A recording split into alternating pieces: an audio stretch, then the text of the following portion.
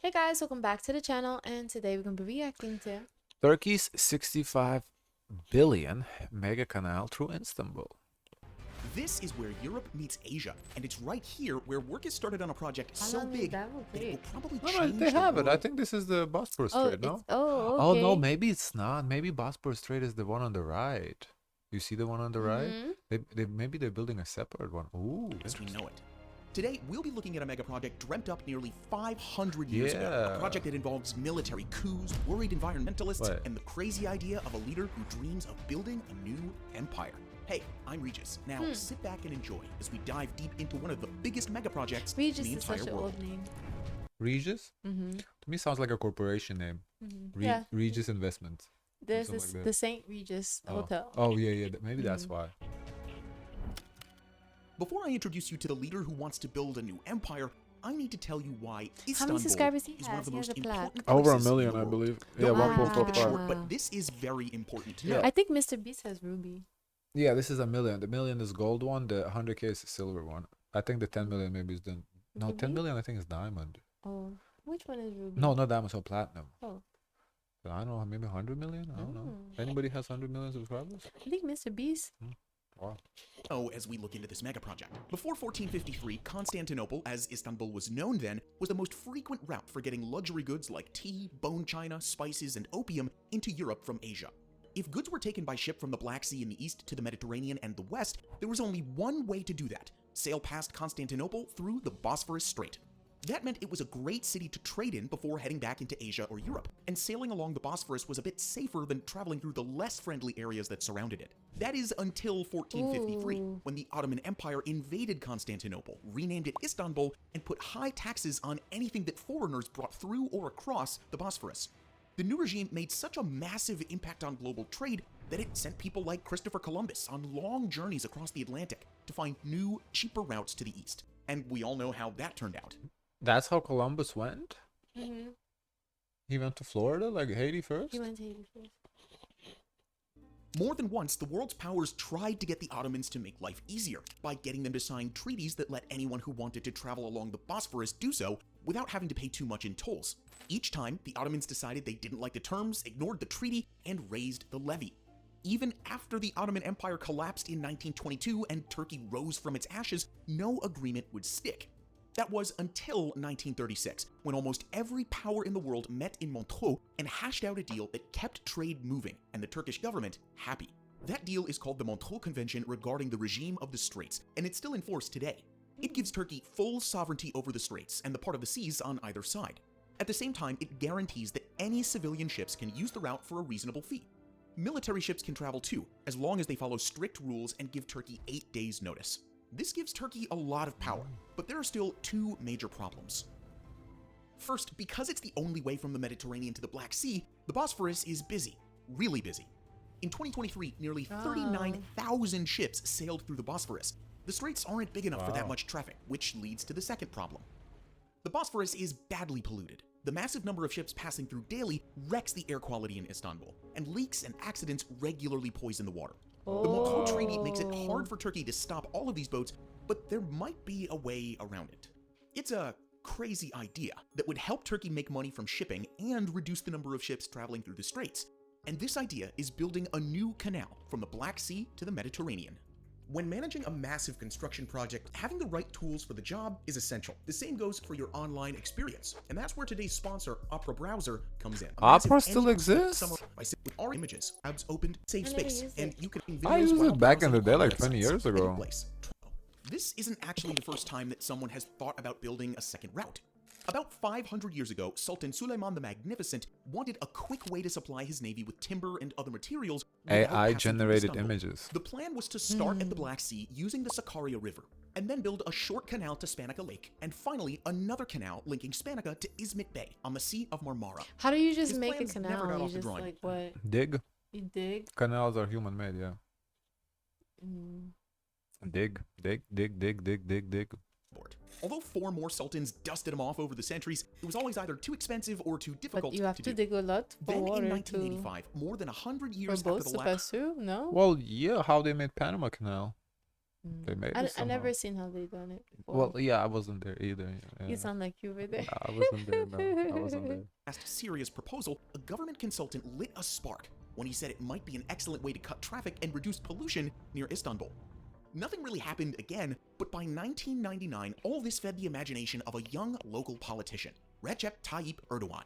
And Erdogan had a dream, Oh, a he looks vision so of what different Turkey there. could be in the future, something it once was. He's often seen as a neo-Ottoman, someone who wants to take Turkey back to the glory days of international influence There and for a empire. long time. Part of that means making Turkey an engineering marvel, like in the empire's best days. Another part is having tight control over people traveling between the Black Sea and the Mediterranean, like they did before 1936. And in 2011, the then Prime Minister Erdogan gave a speech unveiling what he called his crazy project, the Canal Istanbul. İnşallah yakında da Kanal İstanbul'un çalışmaları başlayacak. Ve İstanbul Boğazı'nı çevre tehdidinden kurtaracağız.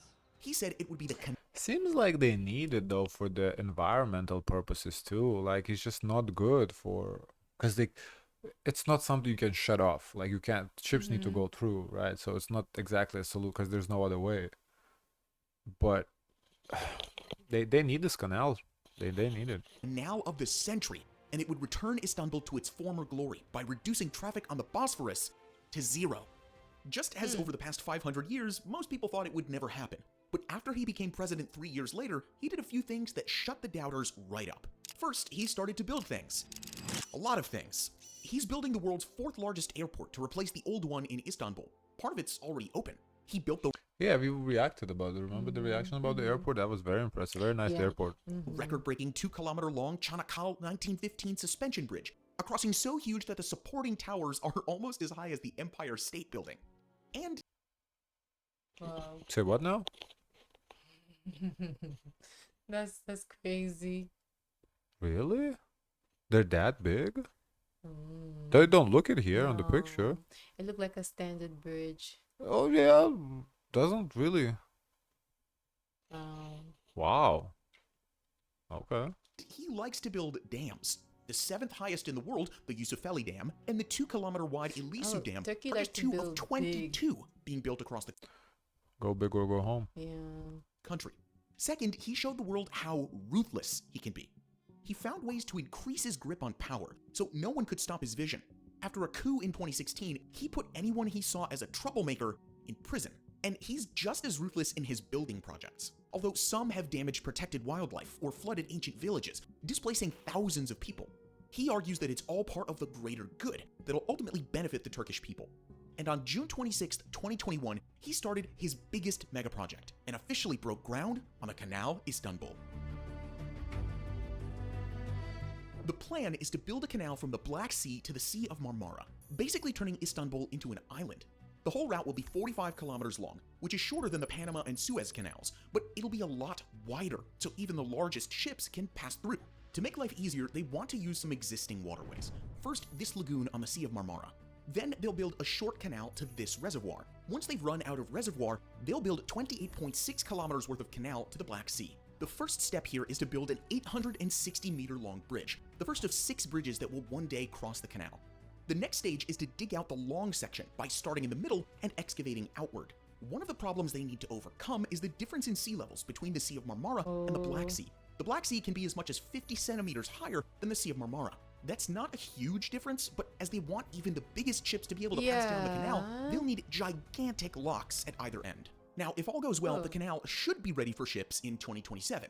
But the That's problem quick. is, That is That's quick. quick. That's a quick turnaround. Wow, I thought it would take longer than that.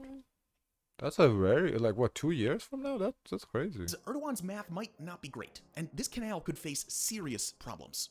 First of all, there's the issue of the money itself. He originally claimed the canal would cost $10 billion, but other sources put the figure closer to $15 billion, or even as high as $65 billion. That's a lot more, but he doesn't think it's a huge problem because a lot of that money is coming from the private companies who will help to run this project. And if Erdogan is correct, Private companies, huh?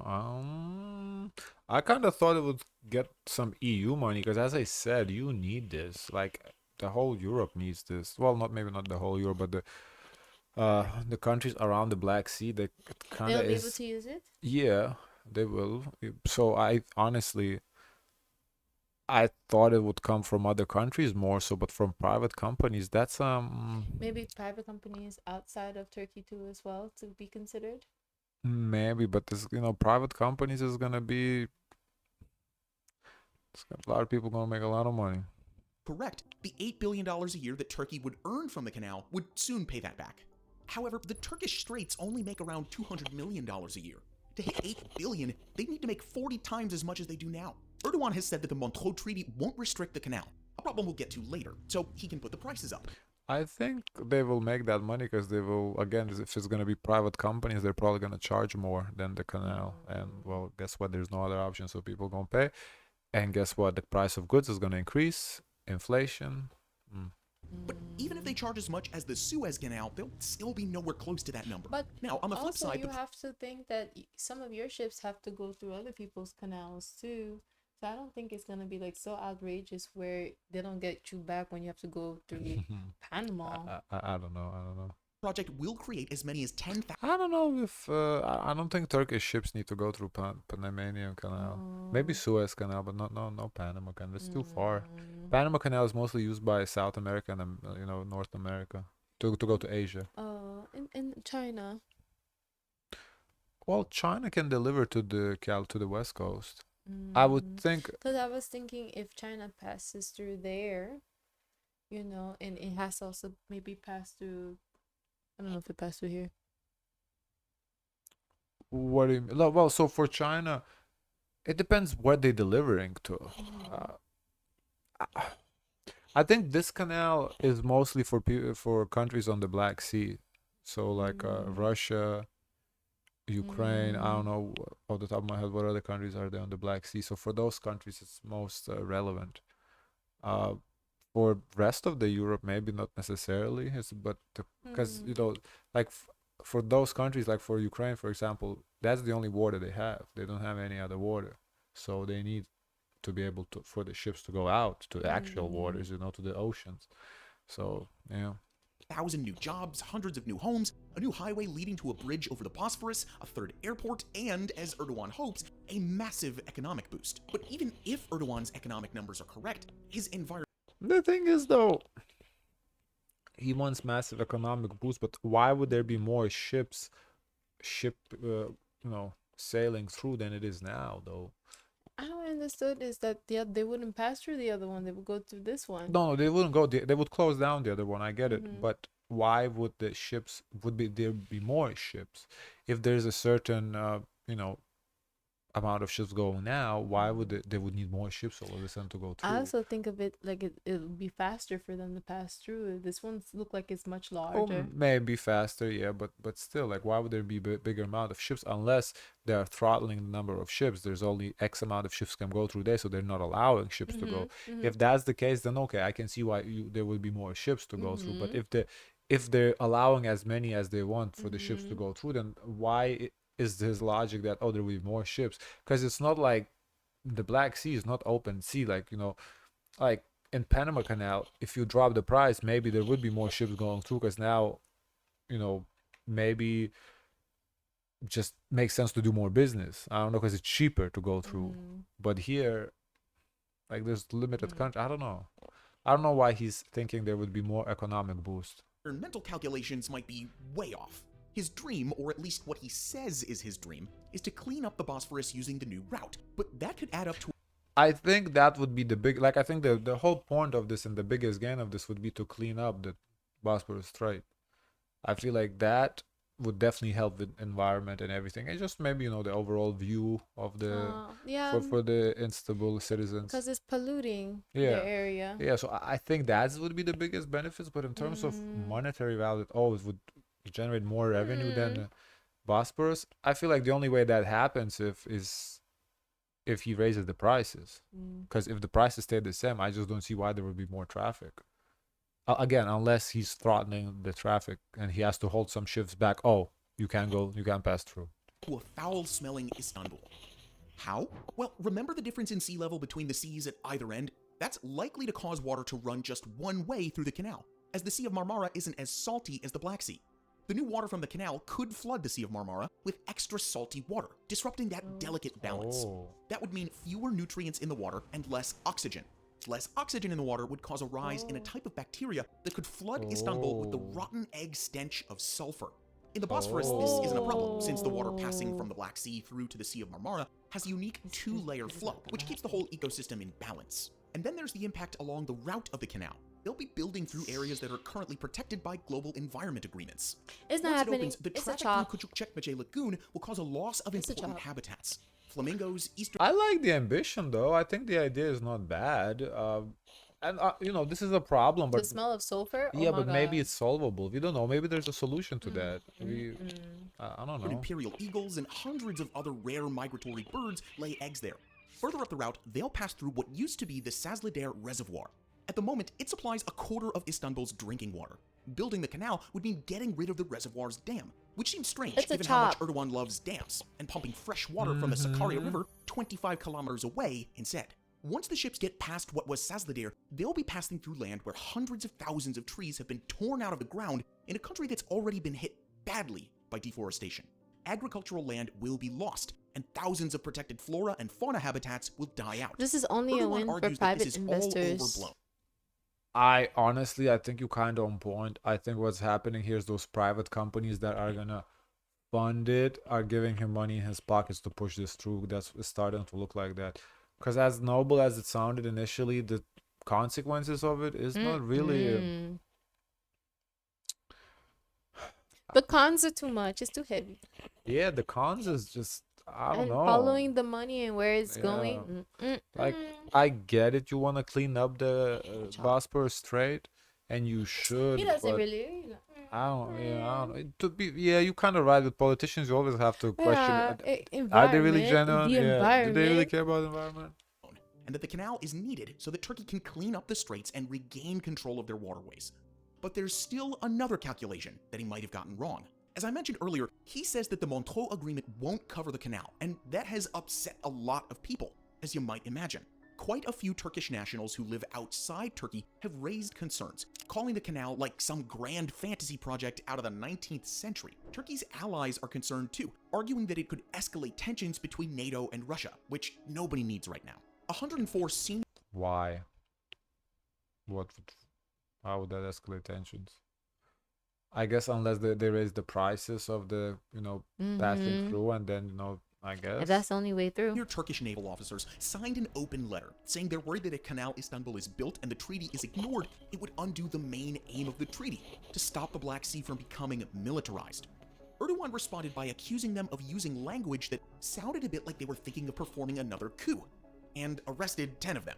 Despite the environmental, economic, academic, and military concerns, the more pressure Erdogan feels, the more determined he is to press on. The first phase of the canal, the bridge over the Sazlider, is underway, Oh, wow. and Erdogan hasn't shown any signs of slowing down.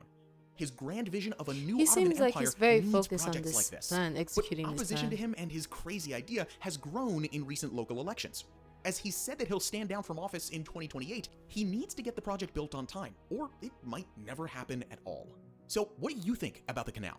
Will it bring the economic prosperity and old-school Ottoman glory that Erdogan hopes for, or will it end in disaster? I don't know. I don't really see the economic prosperity from this. As I said, if you want to clean up Bosphorus Strait, I can see it. But are the consequences worth it, though? Or is it going to make matters worse? Because if you have to, kind of undo the reservoir, so there's no clean water, now you have to get that water from somewhere else. Then the sulfur stench, if that is solvable or not. Plus all the money you need for it, too. And for what? Well, I guess for environment. But what I noticed is they don't seem to want to tackle resolving the problem what they have now. If they have a problem with ships are spilling oil on them, you find them, you make some money there, you tell them fix your boats, because they essentially are polluting this waterway, the passage. I don't know why we have to create a new one, because that problem is still gonna be there, and even more since you're planning on more ships passing, so they're still gonna have the same old problems on a new route. Now this route that you want to take is near water, or the water source, or water reservoir, so you you don't really address the issue. You just say, oh, let me create a new route. Don't address any of the issues, and it can happen again in maybe You're 20 right years. about that. Yeah, you're right. It may be even faster because you say you have more boats passing through now. Yeah, I know. You're right. God, oh, you want to see the comments? I want to see the comments. What do people say? Sure. Let's see the comments. You're right. I don't know. Interesting. I say that it's whenever you see stuff like this, it's always you question, Yeah. is it genuine or not? Like, does he genuinely care about the Because I didn't hear any signs to say, okay, at this rate, if we don't address the Bosphorus Strait, this is going to happen Yeah. XYZ. But then when they're starting the new canal, they don't resolve any of the issues from what they faced in the first.